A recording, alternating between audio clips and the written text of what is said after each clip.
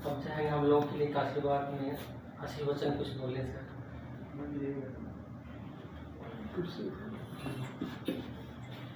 परम आदरणीय महानिरीक्षक महोदय,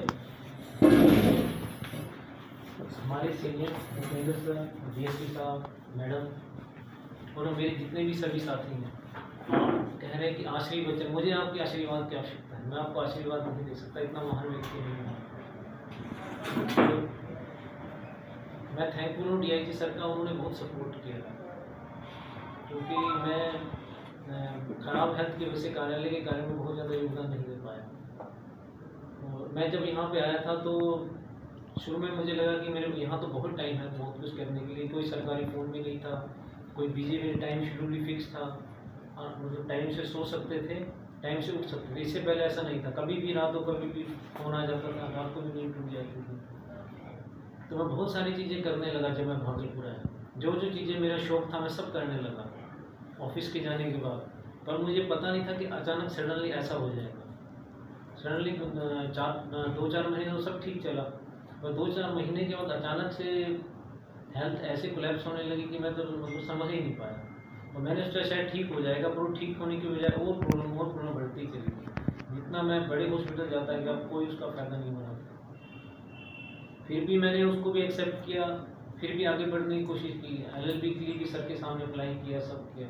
उसके बाद और प्रॉब्लम हो गई, तो मैं कार्यालय के कार्य में बहुत ज़्यादा कोई योगदान कर नहीं पाया, क्योंकि मैं स्ट्रगल हेल्थ से ही करता रहा ज़्यादातर। इसलिए ये नहीं कह सकता कि मैंने कार्यालय में कोई बहुत अच्छा योगदान दिया, बल्कि मैं सर को थैंकफुल हूँ कि मैंने कोई योगदान नहीं दिया, फिर भी सर ने मुझे अप्रिशिएट किया और बहुत सपोर्ट किया। कभी भी छुट्टी मैंने अगर मांगी हो, कभी भी सर ने डिनाई नहीं किया,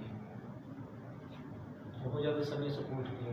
आप लोगों ने भी बहुत सपोर्ट किया, कभी आप लोगों की तरफ से भी कोई प्रॉब्लम नहीं आई है।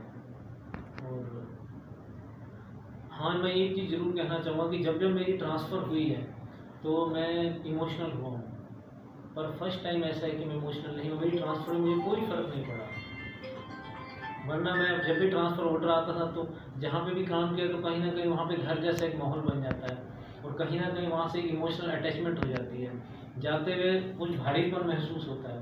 परंतु पहली बार सर ऐसा हुआ कि मैंने ट्रांसफ़र का ऑर्डर देखा और मैंने ऐसे रख दिया है, मतलब कुछ मुझे न्यूट्रल था मैं एकदम। और उसका कारण ये था कि जो बैड एक्सपीरियंस हुआ उसके कारण से कि मतलब मुझे फीलिंग भी नहीं, क्योंकि मैंने खुद ही लिख के दे दिया था, सर के थ्रू फॉरवर्ड किया था कि मेरे को ट्रांसफ़र पटना कर दिया जाए, खुद ही मैंने लिख के दिया ही हुआ था। देने के बाद मुझे कोई फ़र्क नहीं पड़ा, मुझे फ़ोन आने लगे बहुत सारे, तो तब मुझे लगा अच्छा मुझे ट्रांसफ़र होगी इसलिए ये लोग फ़ोन करें, पर मेरे लिए एकदम नॉर्मल था।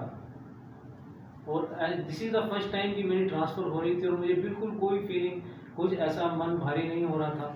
अदरवाइज जब मेरी फर्स्ट ट्रांसफ़र हुई थी तो मेरे को 2 दिन तक ठीक से नींद नहीं आई, मैं स्ट्रेस में आ गया था, क्योंकि वहाँ मेरा अच्छा मन लग गया था, सारा कुछ ऐसा लग रहा था जैसे घर ही छोड़ के जाना पड़ रहा था, सब लोगों के साथ इतना अच्छा रिलेशन बन गया था। पर यहाँ पे सबसे कम स्ट्रेस मिला मुझे, यहाँ वर्क स्ट्रेस भी सबसे कम था, प्रेशर भी कुछ नहीं था, परंतु फिर भी यहाँ से जब ट्रांसफ़र हुई तो मुझे पता ही नहीं चला कि मेरी ट्रांसफ़र हुई है, कोई फीलिंग ही नहीं। जैसे यही था जैसे कि हम एक क्लास से उठ के दूसरी क्लास में बच्चा उठ के चला जाता है सेम स्कूल में, उसको क्या फीलिंग आएगी? अभी उसने साइंस से अंग्रेजी में चला गया इंग्लिश क्लास में, बस यही फीलिंग है। तो मतलब यहाँ मुझे बहुत सपोर्ट मिला मेरे पर्सनल रीजंस की वजह से, जो है वो मेरे पर्सनल रीजंस की वजह, जो मेरे साथ जो व्यक्तिगत कारण थे उस कारण से जो है मेरा एक्सपीरियंस अच्छा नहीं रहा। हालांकि ऑफिस का एक्सपीरियंस बहुत अच्छा रहा, पर मेरा व्यक्तिगत एक्सपीरियंस, मेरे वो उसमें ऑफिस की कोई गलती नहीं, मेरा व्यक्तिगत जो अनुभव है वो अपनी लाइफ का सबसे कड़वा अनुभव मैं कह सकता हूँ कि मतलब बुक्स में पढ़ता। और दूसरा ये बोला कि सर की रुचि बहुत जो है लिटरेचर में हो गई, तो गालिब का शेर याद आता है मुझे कि कमक इश्क में बना दिया निकम्मा, वरना हम भी थे आदमी काम के। तो अब हेल्थ इतनी ख़राब है, बोल पा नहीं रहे हैं तो करें क्या? तो फिर आदमी जो है धीरे धीरे अध्यात्म की तरफ चला जाता है, क्योंकि उसकी अटैचमेंट खत्म हो जाता है हर चीज़ से, डिसअटैचमेंट हो जाता है हर चीज़ से। तो फिर लिटरेचर पढ़ने लगे, तो वो लिटरेचर जो मैं पढ़ रहा था या मैं उपनिषद पढ़ रहा था, बहुत सारे मैंने यहाँ पे बहुत स्टडी की इस ऑफिस में, पर वो मैंने कोई वैसे नॉर्मल में नहीं करता, जैसे मैं पहले था वैसा मैं कभी नहीं करता, परंतु जो स्थिति मैंने देखी ना और अनकंट्रोल देखा तो मैं जो है काफ़ी डिप्रेस्ड हो गया। समझ में नहीं आ रहा था क्या, मैं बोल भी नहीं पा रहा था किसी से डिस्कस करके बताऊं। तो फिर मुझे समझा कि यही पढ़ लेता हूँ, तो फिर मैंने उपनिषद और ये सब पढ़ना शुरू किया। और मुझे लगता है कि जो बाबा जी होते हैं ना, बाबा जी पढ़ते हैं, वो सब मैं पढ़ना शुरू कर दिया था मैंने। जो लोग साधु लोग पढ़ते हैं वो सब मैंने पढ़ना शुरू कर दिया था। और वो मैं खुशी से नहीं पढ़ा है मैंने, कि होता ना कि मैंने शौक से उसको पढ़ना शुरू किया।